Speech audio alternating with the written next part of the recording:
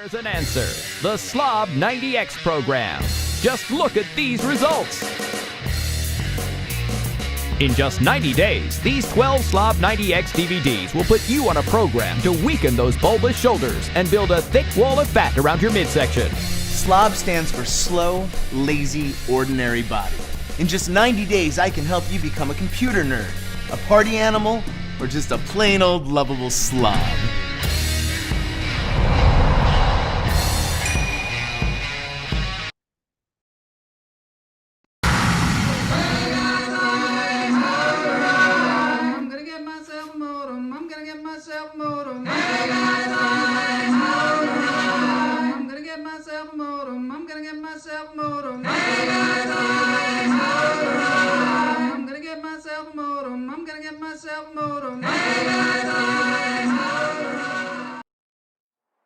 All right, hello everyone. This is Interview Friday, Lunch Therapy. Lunch Therapy is a show where you can hang out, you can talk to someone, you can comment. Please comment in the chat room or in the comments section if you're watching this after the live show. It is a live show, and so anything can happen. Happy Friday! I'm ready to laugh. I love it, Pam. I want to say thank you to Pam Palmieri, longtime viewer, many-time participant in the show. Thank you for the fossils. We did a show with three shows with Pam in Michigan last year around this time, and she got these fossils for me. She's going to have to tell me. Looks like a shell in there. She's going to have to tell me exactly what these are, but I really appreciate you sending a present. We love presents around here.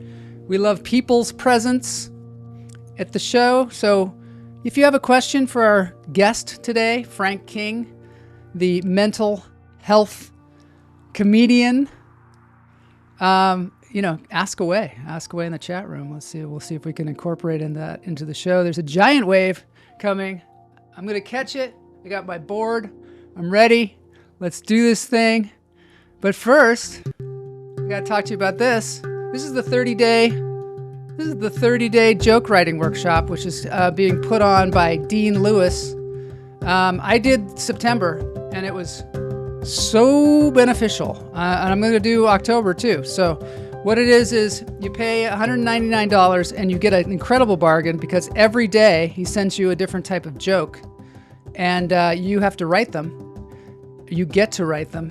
You get to write 3 jokes a day, probably more. You end up with like 90 great jokes in different styles. So check that out. If you want to see Dean on the show too, it's like 2 weeks ago. He was on the show on Friday. Dean@deanlewiscomedy.com. Email him. Also, what he does is has a Zoom call every week. So on Saturday at like 2:00, we all get together and we share our jokes and see how it's going and that kind of stuff. Really a lot of bang for your buck for just $199. So there you go. There's an ad there for Dean. I highly recommend it. I don't get anything from it. Maybe you could tell him you heard it on Lunch Therapy and he'll give you some kind of discount or something. I don't know. Dip it in the water so you can see the patterns. Oh my gosh, I should have brought a glass of water, but we'll do that. We'll dip it in the water. Rock comic. Rock. Hey, speaking of rock, Rocktober is coming up. I'm a big fan of the month of Rocktober. If you chat or if you're on the show during the month of Rocktober, you're not allowed to say October. It's just not allowed on this show. So Rocktober, people. All right, this is the section where I thank the Patreons.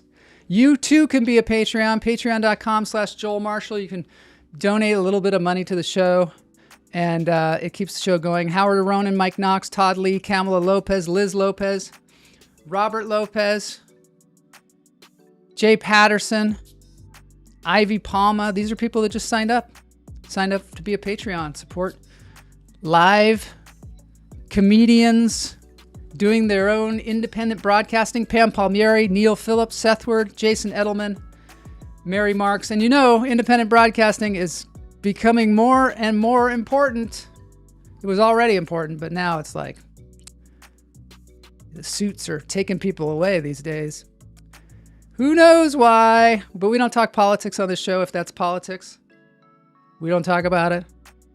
We just Persevere.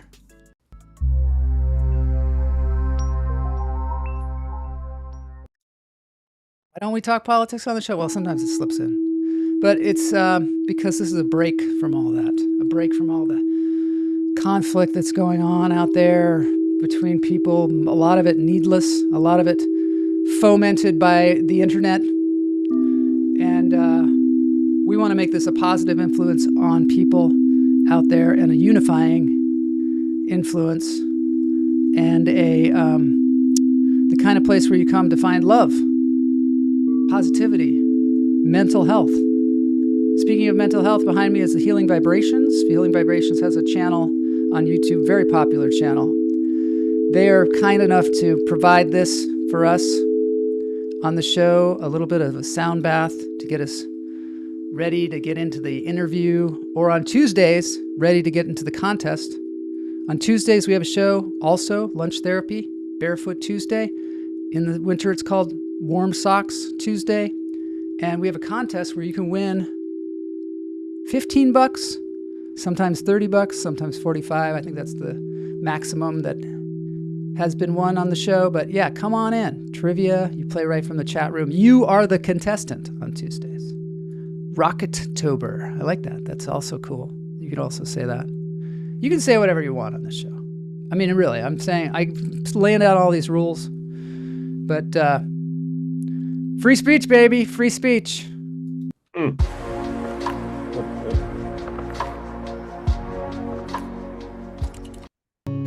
Justin Johnson. I'm just playing a little bit of this because I'm such a huge fan of his. Justin Johnson is on the old YouTube. It's another place you can go to get some positive, beautiful music. I don't know if y'all know Justin Johnson, but I have a shirt. I'm so enamored by his guitar virtuosity.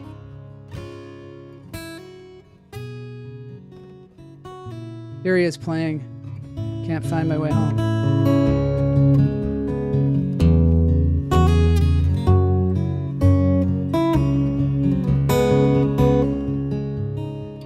I was talking so much I forgot to do the 3 deep breaths. 3 deep breaths, everybody. In through the nose, out through the toes. Let it go.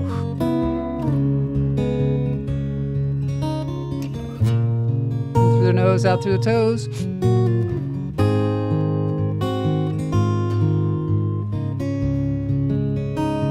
Let it go.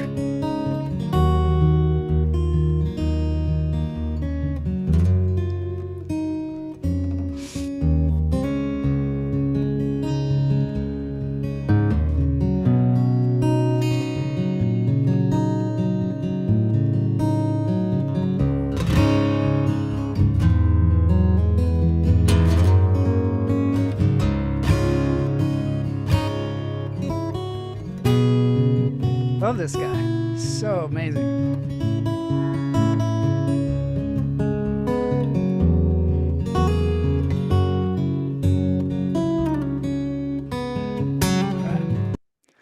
Anyway, go on over to Justin Johnson. Justin Johnson. Well, there's a link in the show notes.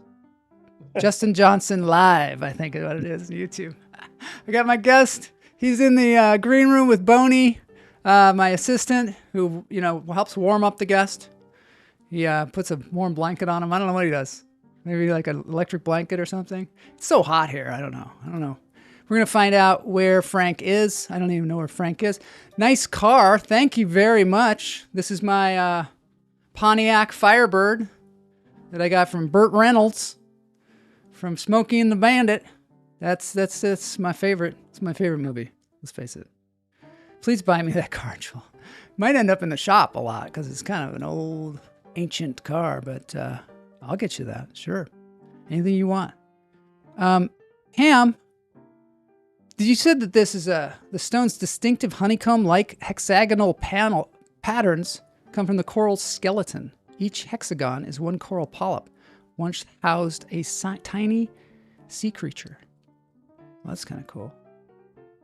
Wow. Right on for the coolest tools, Joel and Company. Sure, of course. How old is this? 350 million years, people. We know our history around here. Got it right here on the desk. Thanks, Pam. That's super cool. I'm going to put these in water. But now it's time for the interview. Really lucky to have this guy on the show. Bonita Joy Yoder. She was the one who was on 3 episodes ago. She had puppets. Super cool. She recommended Frank. I'm like, mental health and comedy? This is like perfect for lunch therapy. Frank is a stand-up comedian, has been for over 30 years. Yeah, and he went around the country. This is basically what happened, and he can tell us about this, but he did an open mic at the Comedy Store and was like, I love this. This is what I want to do. He grabbed his girl and they said, hey, let's hit the road. And she's like, yep, let's do it. They hit the road for over 7 years. Doing stand-up comedy all over the country in all different clubs and with all kinds of famous people, because those clubs are just littered with famous comedians. Infested, one might say. After thousands of nights on the road, thousands, he eventually became a writer for The Tonight Show with Jay Leno. A lot of you have heard of that. The Tonight Show. Have you heard of it? Life's work has been deeply shaped by a long battle with depression. This is very interesting because comedians, I don't know, a lot of them are depressed, it seems, including the loss of family members to suicide. And through his speaking, his comedy, and his laugh therapy practice, Frank's message is clear. Humor can be a powerful tool in breaking the stigma and finding hope when life feels unbearable. So Frank has shared, all kinds of stages with all kinds of famous people. But then he decided, you know what? Maybe I'm going to become a speaker who's funny.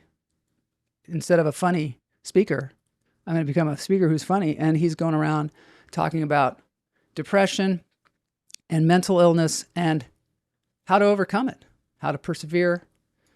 And, it's really good because a lot of people, I don't know, when I was growing up, we didn't talk about this stuff. So we felt like we were just, having our own mental problems, but not really something to talk about because it's a sign of weakness is what we thought. But instead, it's a sign of strength to talk about things and get help. And you can lick the stone too, says Pam Palmieri. I'll do it. On Tuesday, if you come back, I will lick the stone. I don't know if I'll do that. I got an eye infection last week. Who knows? I could get a tongue infection from it. Anyway, let's get into this thing. It's Interview Friday with Frank King. Yeah.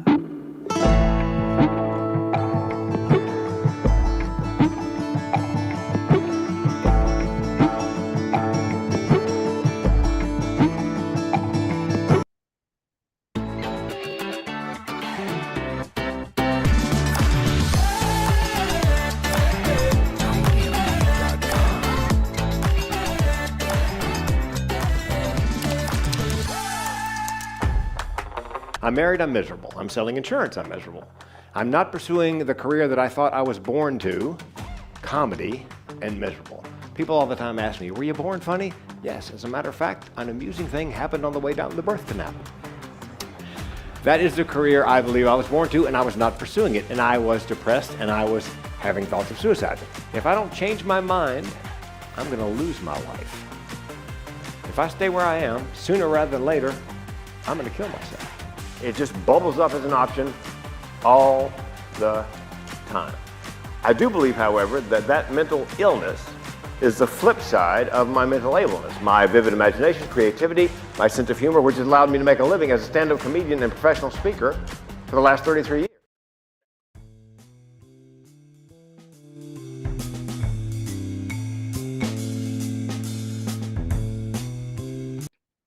All right. Welcome to Lunch Therapy, Frank King. Yeah, man, that's a record for a guy. That's 15 minutes of foreplay before we got to the real action. You like it, right? You like it. And Makes speaking it of all the fossils, sweeter. Frank's Yeah. here. 69, Frank's 68. here, Fossil's here. 68 and at 67, he did a, what do they call it? Mr. Universe type contest. Bodybuilding contest. Bodybuilding contest. Yeah. Chet in the chat is a picture of me from September 13th of this year. You're My latest. kidding me. You are a bodybuilder.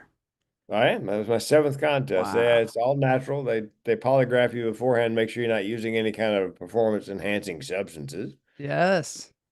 Wow. I gotta find Boney, can you find that in the chat room? Let's Yeah, see. I'm pretty bony, but good shape. Oh man, I gotta. The Can he tan's get it not on? mine. The tan is not. Oh yeah. What do they do? Spray tan? Is that what they Yeah, usually do? it's like an auto paint body spray booth. Wow. And when did you start bodybuilding? 2018, January 1st. Incredible. I gotta get Boney. You gotta get this picture up here because this is really incredible. Tell me a little bit while Boney gets the picture and everybody gets everything in order.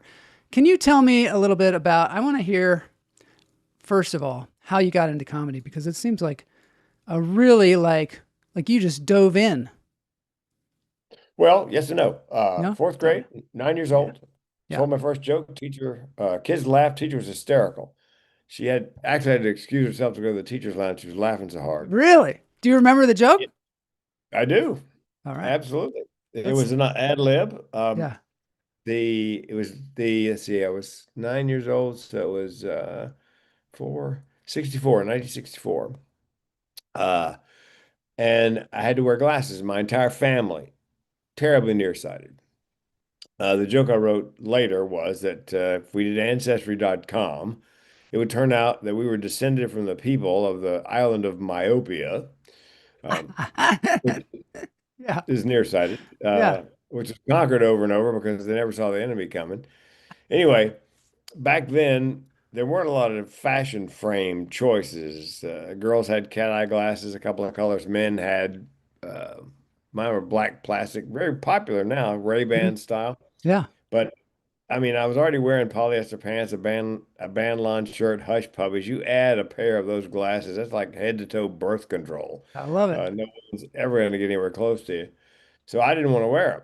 My Yeah. teacher knew I should wear them. So Yes. she thought the problem was I was worried about what everybody was going to think. She thought, let's rip the Band-Aid off. Get Frank to the front of the room. I'll turn him away from the class, put his glasses on, turn him back. Everybody sees him same time. Boom. Good idea. That's So funny. she did that, got me to the front of the room, put my glasses on, turned me back to the class, and Yeah. she looks down, she goes, "See, you look intelligent." And I said, "Yes, that would explain all the laughter." Oh Yeah. my And God. years later, I saw her at the Winn-Dixie grocery store. I said, "Miss Dark, why did you leave the room to go to the teacher's lounge?" She goes, "Frank, I was laughing so hard. It was the funniest thing a child ever said to me. I was Uh, afraid you would misinterpret my laughter and it'd break your heart. oh. What are you doing Oh. now?" "Stand-up comedy." She goes, "Duh." So that's how I got into comedy. 12th grade. I took 3 years of drama in high school, never got a speaking part in a play, and I Mm. thought, I see a pattern here. But they're having a talent show. So Yeah. I thought, you know what? If I do stand up, I can write, produce, direct, and star on my own show. So I Yeah. did. And I won. I beat the accordion player and the folk dancers, but still, a victory is a victory. That's smart. And then I said to my mother, who's big on education, I'm going to LA to be a comic. She goes, "Son, you're going to college first. I don't care what you do when you get done. Mm. You can be a goat herder for all I care." Is this North Carolina? Yeah, you're gonna be a goat herder before with a college degree. So I went to Carolina, UNC Chapel Hill, got a couple of college degrees, and bolted for the West Coast. Mm. Insurance company hired me and moved me to San Diego, which is the beginning of my comedy career into my insurance career, because there's a comedy store in San Diego to this day in La Jolla on La Pearl Jolla. Street. Yep. Yep. Yep. Is that Uh, where you did your first open mic? yep. And the comedy store in La Jolla, April 1st, 84. And halfway through my set, that's when I heard that voice, "You're home." Hello. So we decided I was going to go on the road. 18 months later, as you mentioned, I said to my girlfriend, now my wife of 39 years, "I'm going on the road to be a stand-up comic. Want to come along?" Thinking she'd go, "Hell Nope. no." She goes, "Yeah." So we were on the Really? road 2,629 nights, and you are correct. Opened up for Seinfeld and Adam Sandler, Kevin James, Mm. Ellen, Rosie, Steve Harvey. Opened up for the Beach Boys, Fifth Dimension, Lou Rawls, two shows at the Hotel Del Coronado, New Year's Eve. You'll never find another love like I'll mine. never find a Randy love like Travis in mine. front of Wow. 5,000 people at an amphitheater. So yeah, it was a great 85 to 95, a great run. And then I did some radio in my old hometown of Raleigh. Got hired to be the sidekick on the #1 morning show, which I drove. So you went back to Raleigh, North Carolina. Mhm. And took a #1 morning show in 18 months, drove it to #6. I got to ask you something real quick. Yeah. How did you book all these shows? Like if you and your girlfriend got in the car, did you start calling clubs? Because back then you couldn't like email your demo or, how do you sell these people on your career when you're like, I did an open mic at the Comedy Store in La Jolla, California. The Jolla, you heard it? I'm ready to go. Get me out there. Yeah. How do you make that happen? Because that's quite a transition. Well, I won a contest in San Diego. The improv opened up, had the first annual Improv Funniest Person San Diego contest. I won. I got a big splash on the front page of the entertainment section. Used that as promo and a video and lined up 10 weeks of work. You did? Which I thought was forever. Was that at improvs around the country? No, actually, we began in a little bar called Down the Hatch, Roanoke, Virginia, in the Patrick Henry Hotel in the basement. Worse sight lines than Dealey Plaza. And that's where I started. And how do you mean worse sight lines? Like, are there a bunch of poles there, or? Yeah, exactly. It's the worst when the there's old style comedy club down in the basement, dark, low ceiling. There were a lot of them around the country. There was one in Richmond, Virginia, and there was one still in Seattle in the basement, Seattle Comedy Club. Yep, Seattle Comedy Club. I have a clip. Do it. Let's do it. McDonald's cooks their French fries, they'll tell you this, in vegetable oil. Pinch me, I'm dreaming. No, don't get me wrong. That is good cardiac news, Mayor McCheese. What about the rest of the food in this place? You just look at that McMenu. Your cholesterol's going to jump half dozen points. I think the sign out front ought to read, McDonald's, billions and billions clogged. Yeah, man, I'd like a Big Mac, an apple pie, and a chocolate shake. You won't CPR with that. Yeah. That, by the way. Yes, tell me. That, by the way. See, in show business, you don't know whether you're on your way up or on your way down. You really can't tell. Yeah. That was 1989. I did Showtime's Comedy Club Network, Showtime's Comedy on the Road. I was on Star Search, won 2 shows. I lost to a puppet. Oh, my God. If anybody doesn't know Star Search, that was the original American Idol, basically. Yeah, with Ed McMahon. McMahon. And I did Evening at the Improv. And that set right there, that was going to get me the Tonight Show. I mean, that was one of the best 8 minutes I'd ever done. But McDonald's axed it. No, I'm just guessing. Yeah, I don't know. I sent it to Letterman, Leno, and Conan, and all 3 of them turned me down. And so what I'm trying to tell you, Joel, is looking back, 89, I peaked in showbiz. Really? Yeah. Best year ever. Yeah, it's been It down sounds like it. My God, it was amazing. Okay, so you went back and you did the radio shows in North Carolina, and you were apparently had to write, what's it, 12 minutes worth of clean comedy every day? Oh God, yes. Oh Lord. Tell me how you did that, and also how you learned how to write jokes, because somewhere along the line you learned how to, the whole, I don't know, construct of them, unless you're just a natural. I don't know. Tell me. Yes, naturally. Born funny. Born funny. Think that way. It's just the way my mind works. Really? Yeah, I can't, it's like, I can't stop it. I broke off the valve, this at some point. I mean, they just occur to me. I'm on a ship. I work cruises from 2009 until COVID. Yeah. I'm on a Carnival ship. I'm walking across the deck toward the Lido buffet. First thing in the morning, haven't even had my coffee yet. Kid's coming toward me, 3 feet tall, 3 feet wide, 300 pounds. He's got a tray in front of him, pile with food, 1 set of silverware. So you know it's for him. Yeah. Without even thinking, I look at his sweatshirt, WWJD, which is what would Jesus do? And I thought he'd have a freaking salad. That's great. Yeah. So do you ever study other comedians, or did you at the time when you were coming up through these 7 years of being in clubs, did you study other comedians? Only in the years leading up to my going on the road. Yeah. I worked as a doorman at the Comedy Store in La Jolla. So I got to watch. It wasn't so much, but to hear joke construction and pacing and timing and stage presence. Jim Carrey was there, Dice Clay was there. A lot of the comics who went on to be, big time, and a lot who didn't. Yeah. But Yeah.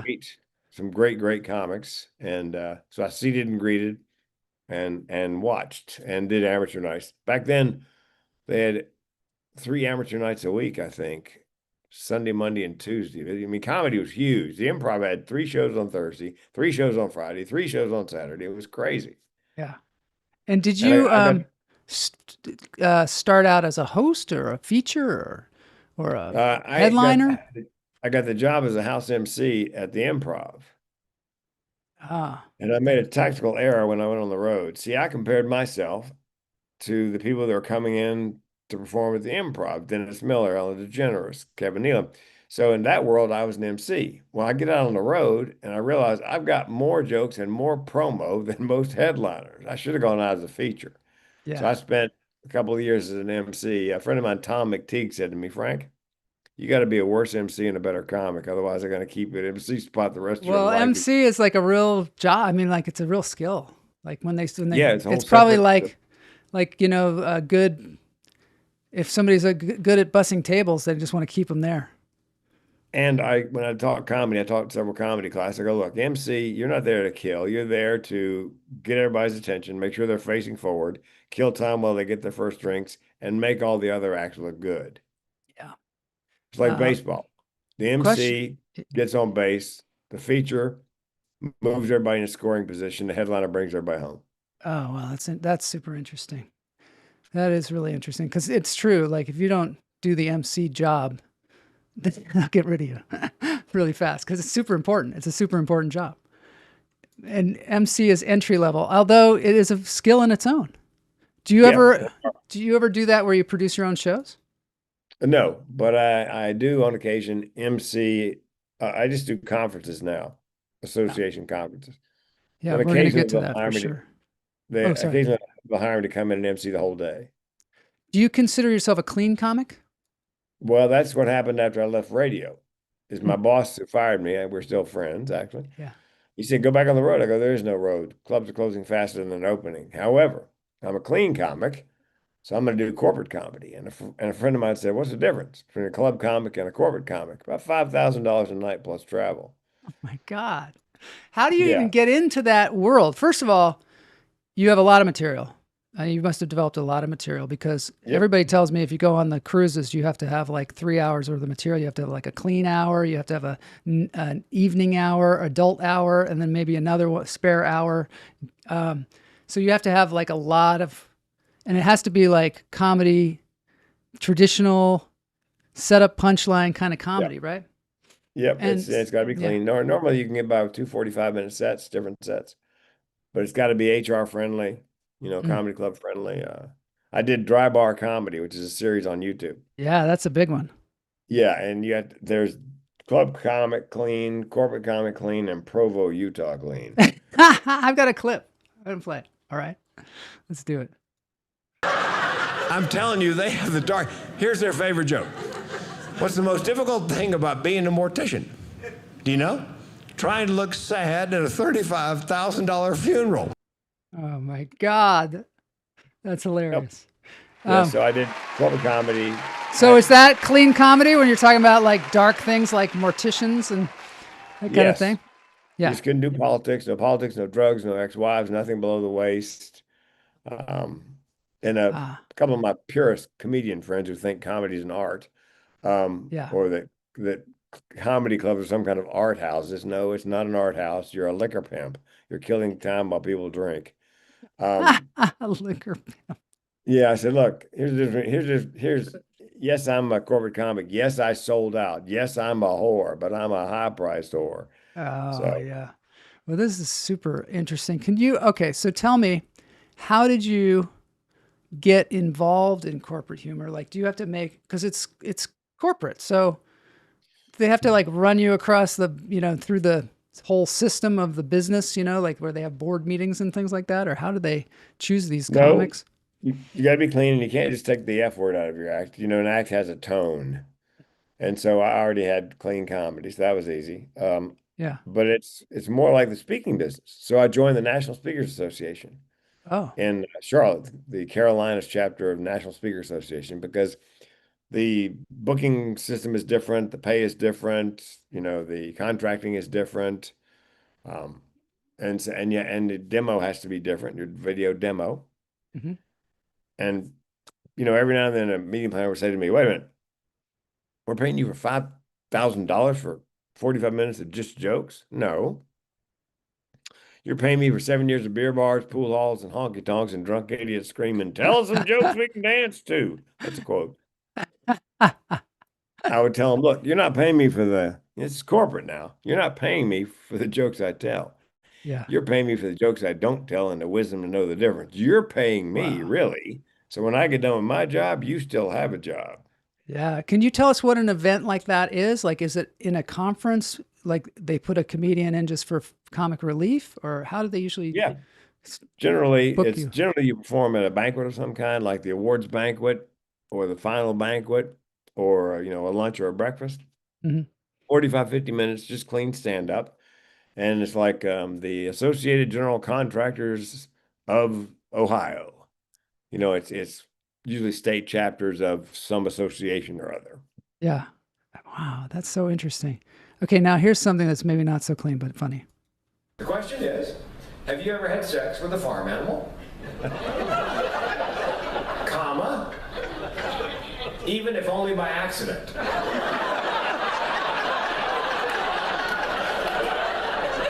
I said to the polygrapher, I said, "Look, I'm sorry. I understand the first half of the question, I really do.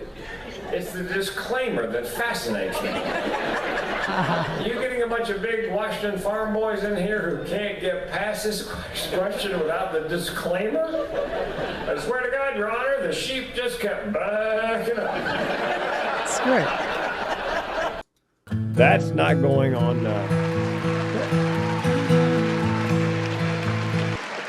That's not going on? That's not going on dry bar comedy. No. It's Really? I wondered. Yeah. clean enough for the cruise ship, clean enough for Mhm. corporate. Because Yeah. what I'm talking about is when the recession hit, I needed a job. I always wanted to be a police officer. So Mm. I applied with 12 departments in the state of Washington. Wow. And I made it to the short list with Seattle PD. And so they give you a polygraph. They give you a lie detector test. And That was one of the questions. yeah. And it's been that way for years. Oh my God. What were you doing up in Seattle? Were you living there? We were living in Washington. We were living in Centralia, Washington, and Mm. Seattle's about 90 minutes away. And I needed a job because, we lost everything in the recession. And Wow. I'd always wanted to be a cop. And so I Yeah. tried out with 12 different departments. I was 52. They cannot discriminate based on age. If you can pass the fitness test, Mm. they got to at least consider you for hire. And I came damn close to It's a being good hired at Seattle Police Department. transition for the picture. Uh-oh. That's too big Yep, though. there's That's just your crotch. Yeah, I think your bony friend is Yeah, he's really got fixated on certain things. But anyway, there you are in the Washington State. Wow. Yep. You're Vancouver, Washington. bodybuilding contest at that was 67 years old. 68 actually. 68 years old. Wow, that's impressive. Yeah, the tan is not mine, by the way. It's The tan is not yours. It's spray tan. yeah, they give you 3 choices: light brown, dark brown, or affirmative action. So tell me, you started doing TED Talks. Yep. You were like, I'm going to transition to a speaker who's funny. Yeah. Tell us like how that came about. And was this after you decided to be a cop and that didn't work out? No, that didn't work out. And then meeting planners after the recession, and they said, "Look, Frank, we love you, but we can't pay you $5,000 anymore just to be funny. Got to teach the audience something." I see. I had no idea what to teach. So a friend of your friend, Dean Lewis, Oh yeah. Judy Judy Carter, Carter. Yep, I know it. wrote Judy a book. Carter. Pay attention, kids. This is going to be on the exam if you want to be a speaker. She wrote a book called The Message of You: Turn Your Life into a Money-Making There it is, speaking career. Said, Mhm. "Judy, help me. I have no idea what kind of content." She goes, "Frankly, let me send you a copy of the book. Read it, you'll figure it out." And I went into that thing, Joel, thinking I got nothing. Mm. And halfway through, because she walks you through holding your hand, I go, oh, hell, I do have something to talk about. Mm. I realized because of my two mental illnesses, by my near suicide, the fact that my family has more nuts in it than a squirrel turd, that I could keynote on suicide prevention. Yeah. But my second thought was, who's going to take me serious after 2.5 decades of comedy? Yeah. So my wife said, do a TEDx. And I said, what's a TEDx? It just so happens I got an application that week from one in Vancouver, British Columbia. And I Wow. applied, I auditioned, I got it. And then Wow. 2 more events called and said, you got any more mental health topics? Oh, yeah. So that let people know that I could do something literally deadly serious with humor. That's some dark stories too. I mean, that story about your aunt. Yeah, the one that, Is yeah, you were that was 4 years old. So that's I mean, do you want to that tell it got me to the us? TEDx. Did I it? did 5 minutes of that for the folks in Vancouver at my audition, and they were like this. Yeah. If you want to hear that story, watch the TEDx. What's that one called? A matter of laugh or death. A Matter of Laugh or Death. That is a harrowing, Yeah, harrowing story. brace yourself. It's Yeah, gruesome. brace yourself. Yeah. So, how did you? Because it's such a sensitive topic, suicide. How did you inform yourself on the topic enough? You know, it's one thing having that kind of propensity, but it's another thing of like, how can I help people with that are, and how do you do it? How did you find that in Oh, yourself? I took several courses. One was a workplace suicide prevention 8-hour class. I took something called QPR, which is question, persuade, refer, which is a suicide prevention curriculum. Mental health first aid, another suicide prevention, mental health curriculum. So, I mean, I got training, I got certifications. I took one, construction is the #1 at-risk occupation in the US. So I took an 8-hour train the trainer class on suicide prevention in construction. So I've got the chops, for my learning objectives, takeaways, attendee benefits, whatever. The humor is not jokes, it's just funny, personal. Well, on stage, Yeah. my first TEDx, my first funny story was, look, as I was preparing, I went to TED.com, see how other people handle the topic of suicide, figuring there'd be, 2, 3 dozen. Yeah. No, there were only 3 talks on suicide on TED.com. And then it hit me, Really? well, duh. If you're really good at suicide, you're probably not going to be doing a TEDx talk. Yeah, that might be true. It might be true. Did you, you also wrote a book? This book, Talk Like Ted? No, Talk Like TED is a great TEDx 101 by Carmine Gallo. Oh, Yep. and so That's the one I does it, recommend to people. If you want to do a TED talk, read that. I wrote my first TEDx talk, Joel, and then I read that book and I rewrote it. oh, wow. And what are some of the things that you learned in that book?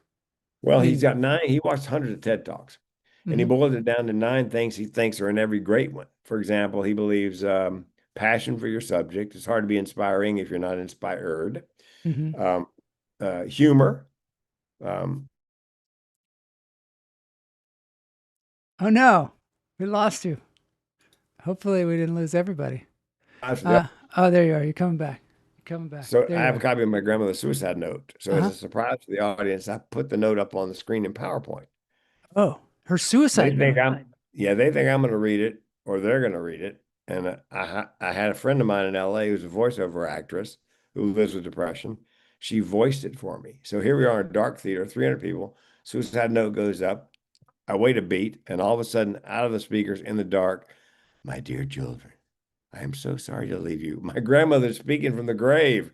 Oh my You can God. almost hear the goosebumps in the audience pop.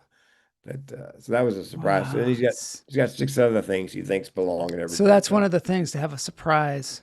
Surprise of some kind, something for the audience. So is there a way of speaking? Like, is there like a tone? You know how like on NPR people talk a certain way? Is there a tone Um, in TEDx? I'm afraid so. Yeah. If you watch enough TEDx talks, Yeah. you Doesn't it will seem begin like to it? see, that they point this it's like there's some kind of script somewhere. Okay, now turn to the right, now turn to the left, now point. Now I look at the PowerPoint. Now, yeah, so Yeah. mine different than that, but you can spot a pattern if you watch enough of them.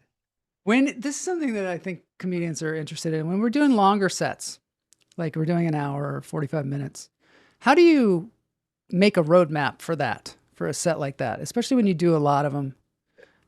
How do you not But tell the same joke, twice in the same set and things like that? And how do you not lose your place? Same with the TED well, Talks. Yeah. the when I'm speaking, I can always take a yellow pad on stage, put it on the podium, and I make no bones about, because I go off on a tangent. I can't Yeah. find my way back. But when I did comedy on the ships, I dubbed it comedy and conversation. I said, look, here's the deal. You can interrupt anytime during my set. If I'm talking too fast, tell me. If you got a question, raise your hand. And so first time I did that, a woman raised her hand, front row. I go, you didn't get the joke? She goes, no. I said, okay, well, here's what they call the setup. So I did the setup. Now people are laughing. Okay, now here's the punchline. You ready? She goes, yeah. I did the punchline. She laughed. I go, well, that's how it works. So, but with TED, you can't have notes. Oh, you can't. Do Nope. they have a teleprompter? Some have a teleprompter, most don't. Mm-hmm. So I write on my hand, Yeah. on the inside of my Nice. hand, Nice. macro, Yeah. one for each Don't idea. get sweaty palms. Yes. And if you watch my TEDx, you can see me, and a couple of them do this. Covered it, covered it. And then I turn to the audience and go, Palm Pilot. And then I say to the young people, hey, look, if you didn't get it, Google it. Yeah. Yeah. Also, slideshow. I use a slideshow as a mnemonic that's helpful. device. That's helpful, 'Cause right? I've been lost in the middle of a TEDx, had no idea, turned, fired the slide. Oh, yeah. Okay. Yeah. Yeah, so you can use a slide. It can't stop you from writing on your hand, but you can't have Yeah. notes. The trick is Yeah. writing a short speech like that. They used to be 18 minutes. Mhm. Now they want 9 to 12 minutes. Oh, To they make a want it point, 9 short. to 12 minutes is really a challenge. Yeah. It's hard enough to make people laugh in 9 to 10 minutes. Yeah. Let alone give them something to take home. So is that the segue then into the corporate speaking? Doing TEDx, and then you can use that as a platform to do other things? It's credibility stage, authority stage. It says some group somewhere picked you out of 300 people to be one of the 12 on stage at their event. So I can't draw a straight line to a gig based on a TEDx, but I've got to figure, it's a banner on my website, the banner on my LinkedIn. Mhm. If you're up against a couple of people, same topic, and you've got a TEDx and they don't, I'm guessing I might get a little harder to look. I got another clip here. This one was just a funny joke that I thought was really kind of fun. They had built a platform for the comedians to stand on, so they got up a little bit. Oh, yeah. And Pat's 300 pounds, 3 feet wide, 3 feet tall. And he's walking across the platform, and he steps, and a board breaks audibly. Best ad lib I've ever heard. He turns to the audience and he goes, "Nobody panic. It's just the stage I'm going through." Just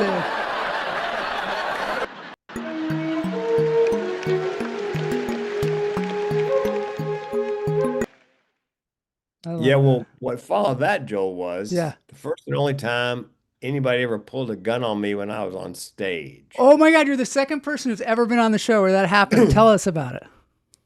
They loved Pat. They hated me. We're in Kingsport, Tennessee. Oh my God. And I'm not saying everybody in Kingsport's a Bible thumping, race baiting, homophobic redneck who thinks the Holocaust was fake and wrestling is real. Just the people that came to my show. So they didn't like my little, political topical humor. Yeah. Yeah. So about halfway through my set, I look down. I can only see the people in the front row because the lights are in my eyes. But over the shoulder of the guy in the front row is a nickel-plated 38 in the hand of the guy in the second row with the hammer back pointed at me. Whoa, whoa. I turned sideways to make a smaller target, lowered my elbow to cover my vital organs best I could, and waited. Now, this is East Tennessee, and I think this is pure East Tennessee. A woman in the back, 90 seconds, got pissed and tired of waiting. She screams, either shoot him or put it away. Oh my God. Oh my God. So he put it away, I hope. That's road comedy, baby. Did the security come in and whisk him away? No, they were there the rest of the show. They were drinking. He stayed there? They're not gonna throw somebody out who's drinking. Oh my God.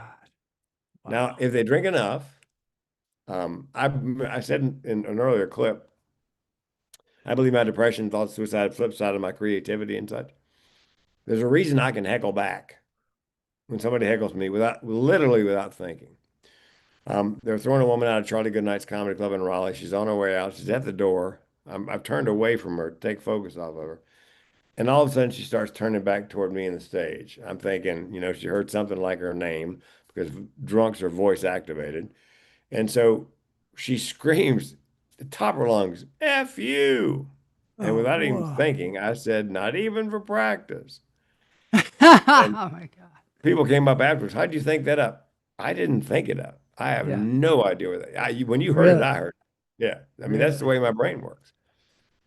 You just kind of have to trust that.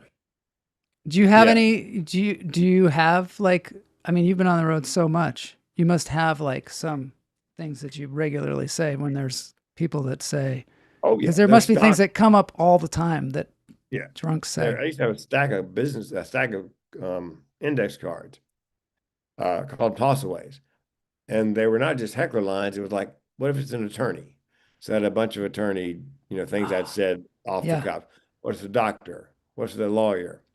Whatever. So I go through them before the show, refresh my memory. It's because I did a lot of audience work, asking where you from, what do you do, so forth. And of course, they're heckler lines. I don't come down to McDonald's, knock the fries out of your hand when you're trying to make a living. Mm-hmm. And some dirty ones. But the best one ever, my best ones were always ad libs. I'm on Carnival, which is a sleigh ride through hell.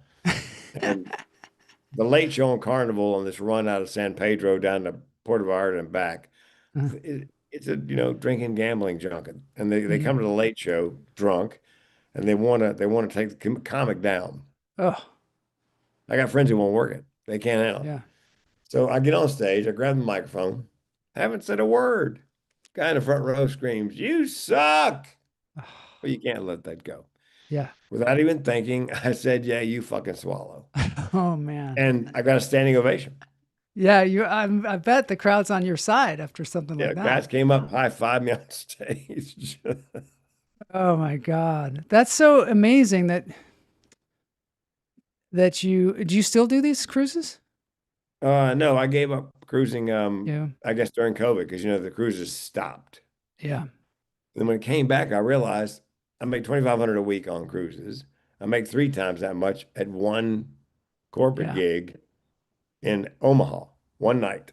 So it's like colleges. They pay $2,500, but I make 3 times that much at a corporate. So I just gave up colleges and cruises. That's what Judy Carter says, that there are so many comedians out there. She wants to help comedians make money because she thinks that everybody's leaving money on the table. Yeah, and Judy made the transition. I don't know if she ever told you this. She was a comic musician, flew somewhere. Her props didn't arrive. Yeah. Isn't that crazy?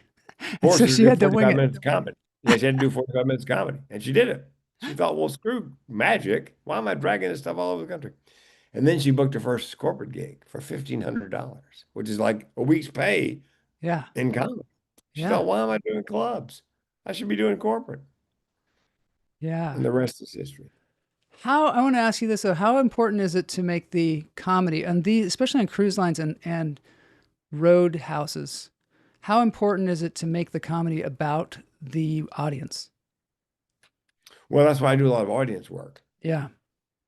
Because then it becomes about them. Because a lot of times on these cruise ships, there are people who cruise regularly. Mm-hmm. Oh, they so see they me. Yeah. But if I'm talking to the audience, anybody here besides me have open heart surgery? Yeah. Yeah. What'd you have done, sir? Bypass. How many bypasses did you have? I don't know. I was asleep. That's great. Well, so that's how I make it about them. In corporate, I go in a day early. I sit through general sessions. I watch what's going on, soak up the atmosphere, go to the exhibit hall, pick up tchotchkes. My favorite ever, giveaways. They're those stress balls, Yeah, yeah. They were blue. So I have the gimme bag, all the stuff in the bag. I pull out joke. I reach in and grab the 2 stress balls that are blue. Yeah. I look up at the audience and I go, I haven't had a pair of these since high school. That's funny. Oh, the crowd is going wild. The So, and also when you go into a town, do you find out about the town so that when you are on stage, you can refer to something like that? Because I noticed you The did that in one of your routines. You were like in the comedy, department store or whatever. Yeah. yeah, in comedy, you do a little research. What's the little town nearby everybody makes fun of? Is there a college in town? You do a little research, read the local paper, see what's. I was down in Sonoy, Hmm. Georgia, which is south of Atlanta, near Peachtree City. Peachtree City is a planned community. There's these golf cart paths everywhere. A lot of Delta pilots and flight attendants live there. And Sonoy, Georgia, is right next door. Well, Sonoy, probably don't know this. That was one of the homes of one of the seasons of The Walking Dead. Oh, really? Yeah, they banged up the town to make it look like, like a fortress. Oh my They God. Yeah. So I'm on stage. I'm getting ready to go on stage in Sonoy, right next to Peachtree City. And Peachtree City has like 12,000 people, and they just bought their 33rd squad car for the cops. My So I God. held up the newspaper and I showed that to everybody. I go, Yeah. somebody needs to tell the mayor of Peachtree City that The Walking Dead is not a documentary. That's so great. Oh my God. So, okay. So we got to tell people before, because we're running out of time, we have to tell people how they can get a hold of you, where they can see you. You've got a website, right? Yep, mentalhealthcomedian.com or thementalhealthcomedian.com. Okay. And There's a phone number right there. And if you want to see my best set ever, yeah, Dry Bar Comedy, Dry Bar YouTube. Comedy. Yeah, go to YouTube, type in Dry Bar Comedy and YouTube. Best 25 minutes ever did on video. Okay, let's take a look at that. The Evening of the Improv was second, but the recent and the last comedy club I'll ever play. People go, do you still play comedy clubs? And not unless it's part of a plea bargain. That's hilarious. So did you did they found you, or did you win a contest, or how did you get the Dry Bar Comedy? A friend of mine had done it, introduced me to one of the fellows who books it. So I had to send him a demo? 6-7 minute super clean video. Mm-hmm. So okay, Dry Bar Comedy. Yeah, it seems like that's a really highly coveted thing to get. So congratulations on that. It's hard because, to do clean, truly clean, above the waist comedy is the dirty jokes just occur to me. Especially when you've been so long on the road where that kind of thing is real currency. It just, filthy humor. And dirty jokes, mean jokes just pop into my head. Clean jokes, they take a little longer. Yeah, it is. It does take longer. All right. Well, thanks so much for being on the show. This has been really informative. And what do you do when somebody in your talk says something about they have suicidal tendencies or something? Is there someplace they can turn to get help? Yes, a couple of National Alliance for Mental Illness, NAMI, N-A-M-I, NAMI. There's a chapter pretty much in every county in the country, and you got a family member who's got depression, you have no idea what to do. They got a 12-week class once a week for family members. They got family-to-family counseling, peer-to-peer counseling. All they do is free. National Alliance for Mental Illness. Okay. Great organization. Wow. Okay. That's good to know. I'll put a link in the show notes. And 988, of course, is the lifeline, text line, the 3-digit text line, lifeline. Do you do anything in your daily routine to keep your mental health up and happy? Oh, yeah. That's my takeaway when I speak is a self-care plan. Diet, I'm on the keto diet, and I fast occasionally. Exercise, that's my non-negotiable, exercise every day. Good night's sleep, restorative. Meditation twice a day following meal. Medication, and masturbation. But that's my 5th TEDx talk. Mental health and the orgasm. Treat your depression single-handedly. I love it. All right. On that, we're going to end the show. Dance break time. Yes. Oh. Another piece of advice. If you want to write good comedy, Dean Lewis, anybody who hangs out with Judy Carter, and it's usually not writing jokes. He and Judy help you turn your real experiences funny. Right. It's not joke writing. It's your experiences made funny. And then Judy Carter's got that book also, besides Comedy Bible. message, the New Comedy Bible. But I also encourage you to sign up for Dean Lewis's joke writing Yes. workshop and Absolutely. check that out. All right, dance break time. Michael J. Gonzalez.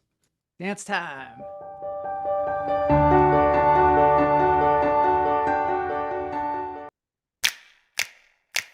We're gonna ride till we fall. They say we got no future at all. Thanks everybody for being here today. This They has been wanna really, really fun us having you all out, here. can't hold us down anymore.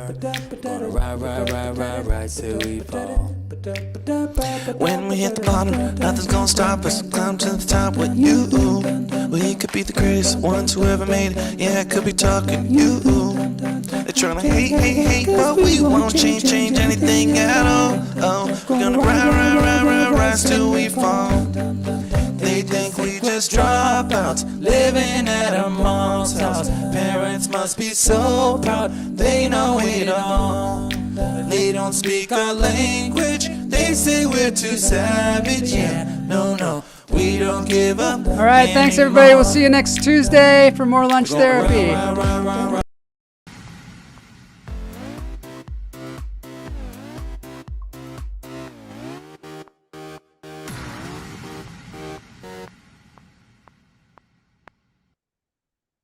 Woo, there we are, just, I don't know, hanging out. Yes, sir.